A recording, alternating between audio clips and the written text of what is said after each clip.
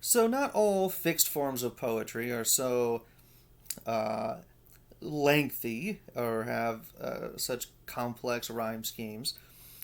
Sometimes it's really about a single stanza with either a clever rhyme or just a certain measure of syllables. So we'll look at two pretty familiar forms of short poems and talk about what makes these uh, the kind of poem that they are, and what's interesting maybe about the sound. So the first one I want to talk about is the haiku, and the haiku is one that most students are familiar with.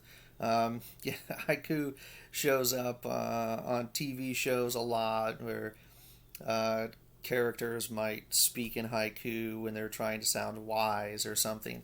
And I think that just comes from the fact that the haiku is an Eastern form of poetry, is a Japanese form of poetry.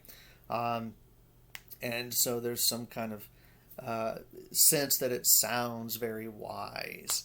Uh, I think this has to do a lot with the fact that it is unrhymed, and it is a very sort of short, terse form of poetry. So it sounds very much like you're um, distilling a large amount of wisdom down into something very brief and succinct. Uh, but in fact, the subject of a sonnet, or not a sonnet, of a haiku, can be just about anything. A lot of times they are sort of meditations on nature or wisdom or truth, sort of abstract things or maybe concrete things that you can see, like a tree. Um, and they do serve a lot of times as sort of religious meditations or intellectual meditations, but they don't have to, right? But the basic form of a haiku is 3 lines, 5 syllables, 7 syllables, 5 syllables, for a total of 17 syllables. And the lines will not be rhymed. And uh, the most famous writer of haikus was the Japanese poet Masuo Basho. And so I've given you a link to look at a Basho uh, haiku, and you can look them up online. They're long collections of them.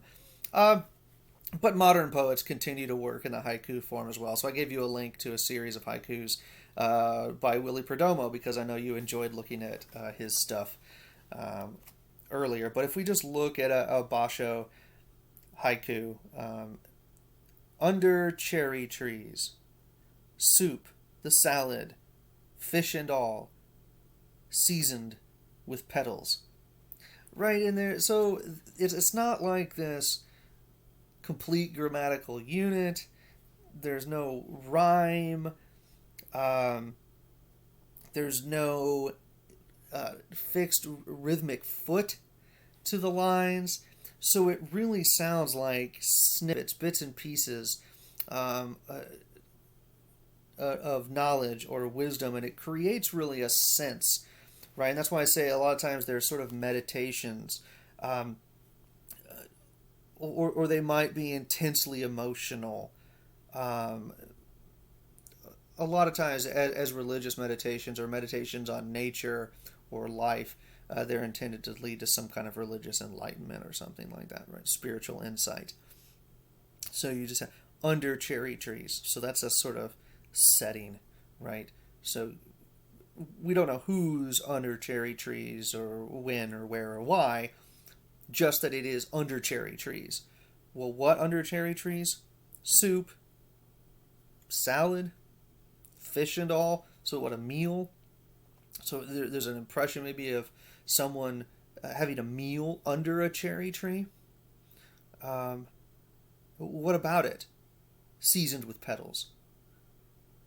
So everything's seasoned with petals. So you get this sensation, right, of or this image of the petals falling off of the cherry tree. Is there a breeze? Why do they fall? We don't know, but there's a sense that they're falling into the food. They fall into the soup. They fall into the salad.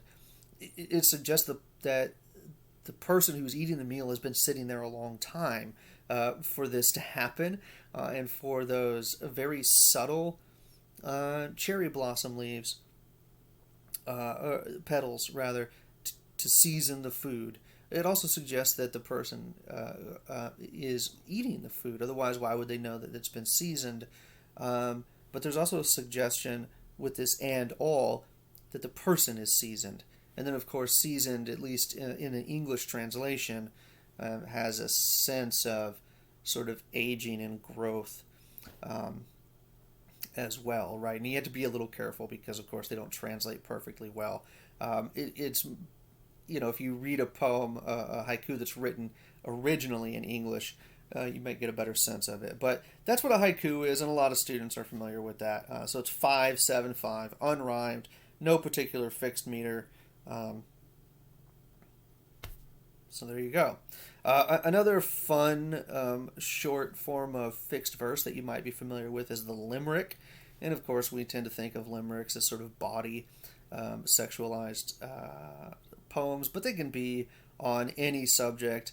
And believe it or not, a limerick does have a fixed form, at least a traditional limerick is a humorous poem, is a 5-line poem. The lines are generally anapestic, and an anapestic foot is unstressed, unstressed, stressed. So if you have, we'll look how this works. I say generally anapestic because sometimes it's not perfectly anapestic. So what you have is lines 1, 2, and 5. So the first two and last will have 3 feet. So that would be 9 syllables if it's perfectly anapestic. Sometimes there might be 8 syllables. So it's not perfectly anapestic. And then you have lines 3 and 4 are shorter lines with 2 feet. That would be 6 syllables. Sometimes there's 5. If it's not perfectly anapestic, usually what happens is one of the unstressed syllables is left off and you end up with an iambic foot. So it might be an iamb followed by an anapest and an anapest, rather than 3 anapestic feet. Does that make sense? But it's that interesting sort of unstressed, unstressed, stressed, unstressed, unstressed, stressed, unstressed, unstressed, stressed that gives it its sort of light skipping quality. And tend to think of a limerick as being something that, like a leprechaun shouts to someone as they're hopping through a clover field or something. It's an odd sound with that meter. And the other thing to think of is that those longer lines, 1, 2, and 5, rhyme, and then the shorter lines, 3 and 4, rhyme together. So you have an A-A-B-B-A rhyme scheme as well. It just creates a very interesting sounding poem. So if you've never heard a limerick or you're not sure, I'll read one here. It's called There Was a Young Lady Bright by Arthur Henry Reginald Butler.